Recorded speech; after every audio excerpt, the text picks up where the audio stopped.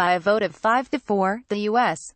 Supreme Court handed down a decision to uphold President Donald Trump's Muslim ban affecting 5 Muslim-majority countries as well as North Korea and Venezuela. Once again, by issuing this decision, the Supreme Court has managed to put another stain on its already heavily tarnished record regarding cases affecting racial, ethnic and religious minorities in the U.S. In the released majority opinion, Chief Justice Roberts skirted around the anti-Muslim basis of the ban made by Trump during his campaign and immediately after taking the White House that claimed the issue before us is not whether to denounce the statements. According to the majority opinion, it is instead the significance of those statements in reviewing a presidential directive, neutral. On its face, addressing a matter within the core of executive responsibility, we must consider not only the statements of a particular president but also the authority of the presidency itself. The executive authority is the fig leaf given by the Supreme Court to sanction a religiously focused travel ban and not address the anti-Muslim rationale behind it. Law is a byproduct of social conditions, and the current Islamophobic and securitization-infused political, social and cultural environment delivered again a shameful decision that will stand next to Dred Scott vs. Sanford and Korematsu vs. the United States. While many hoped for a Supreme Court decision that would have been corrective to the religiously and Islamophobically produced Muslim ban, the history of previous decisions illustrates the justices siding with the executive authority even when its actions are highly discriminatory. The 1882 Chinese Exclusionary Act, the 1940s internment of the Japanese through Executive Order 9066, and the current Muslim ban mark shameful episodes in the U.S. political, social and legal history. Critically, the Supreme Court's decisions point to the rising tide of xenophobia and racism in the U.S., which has only intensified since the 2016 election of Trump. Consequently, the court's decision should aptly be called Trump's and the U.S.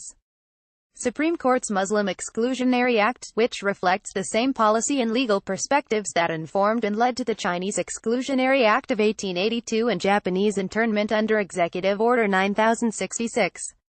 Similarity to Korematsu case. Indeed, both the majority and minority justice opinions on Trump's Muslim ban made references to the Korematsu case, a shameful episode in the history of the court, whereby the court at the time issued a decision that deemed the internment of Americans of Japanese ancestry throughout the duration of World War II legal. In upholding the travel ban, the court finally overruled the Korematsu case, the forcible relocation of U.S. citizens to concentration camps, solely and explicitly on the basis of race, is objectively unlawful and outside the scope of presidential authority. Judge Roberts argued that the internment and the travel ban are different, but it is wholly inapt to liken that morally repugnant order to a facially neutral policy denying certain foreign nationals the privilege of admission. Supreme Court Justice Sonia Sotomayor wrote a dissenting minority opinion and made a compelling point that the court blindly accepts the government's invitation to sanction an openly discriminatory policy and is essentially replacing one gravely wrong decision with another. Overruling Korematsu was long overdue, but Roberts has tarnished the court anew while erasing the shame of an earlier era. A cursory examination of the U.S. immigration and racial history provides ample evidence of a xenophobic river running deep underneath the country's political, legal, social, economic and religious discourses. This deep xenophobic river started before the U.S. was the U.S. and witnessed the genocide of the native population followed by the stealing and bondage of Africans into slavery to provide free labor for plantations and to build the country.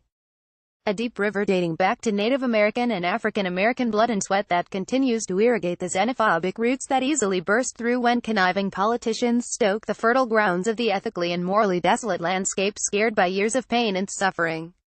Indigenous populations had no standing or chance in American courts and continue to face the short end of the legal stick, and possibly no stick at all.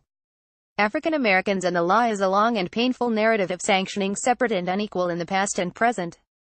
Entering the courtroom while black is the same as driving, walking, or selling something on the sidewalk while black. You're guilty until proven innocent. One cannot speak of Black America and justice because the record of injustice is the norm rather than the exception. Similarly, the history of Chinese Americans is another illustration of highly racialized and discriminatory treatment that immigrants have faced through the generations. U.S. immigration laws have been written on the backs, the pain and the suffering of Chinese Americans, and the Exclusionary Act of 1882, which remained in effect until 1965 when Congress passed the Immigration Reform Act. Yes, the U.S.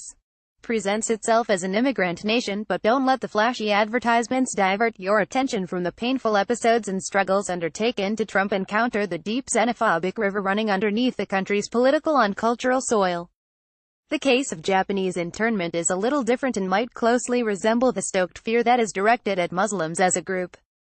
Targeting Japanese Americans as a class made it possible for the government and the courts to support the internment of innocent U.S. citizens and non-citizens for the duration of World War II. Far from being a threat, the internment of the Japanese was made possible by the political elites stoking and intensifying xenophobia and racism to rally the country behind the war efforts. Trump's push for the Muslim ban and for separating children from their parents upon illegal entry to the U.S. at the Mexican border is built upon a similar strategy of stoking the white middle class and rallying their poor economic, social and political resentment and directing them toward an electoral campaign. Here, the response of the American Muslims to the Supreme Court decision and the broader immigration exclusionary measures is to hunker down and prepare for a long political and legal fight that will test their mettle and organizing abilities and shape their future in the country. The national atmosphere has been poisoned by an anti-immigrant, xenophobic and Islamophobic political and hostile public discourses that will take time, resources and organizing to undo. The examples of earlier communities that faced similar circumstances should be studied and a national and international effort should be undertaken to change the landscape in the country. Immediate political efforts should be directed at the 2018 midterm election and the 2020 presidential election so the Muslim Exclusionary Act, Islamophobia, racism and immigration become a litmus test for anyone running for office. This would necessitate the development of a strong and principled coalition with communities that are facing similar circumstances and making sure to get back to real grassroots organizing. The recent trend of depending only on social media and analytics will not be a match to the massive funding coming from the deep pockets that have nefarious reasons for supporting racist, Islamophobic and xenophobic political elites.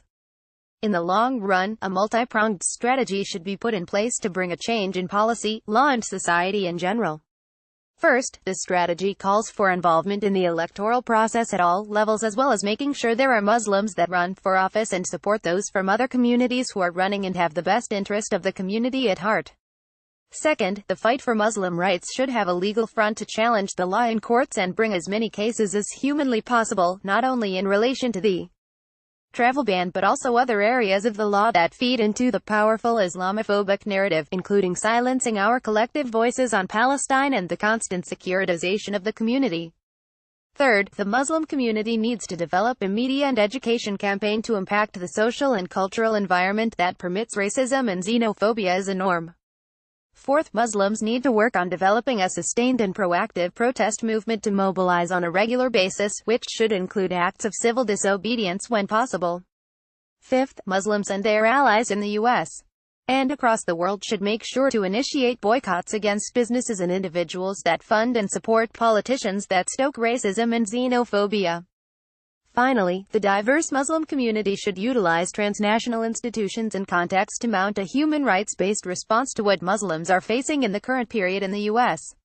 Change is coming, but the person you are waiting to bring it about is already here, you.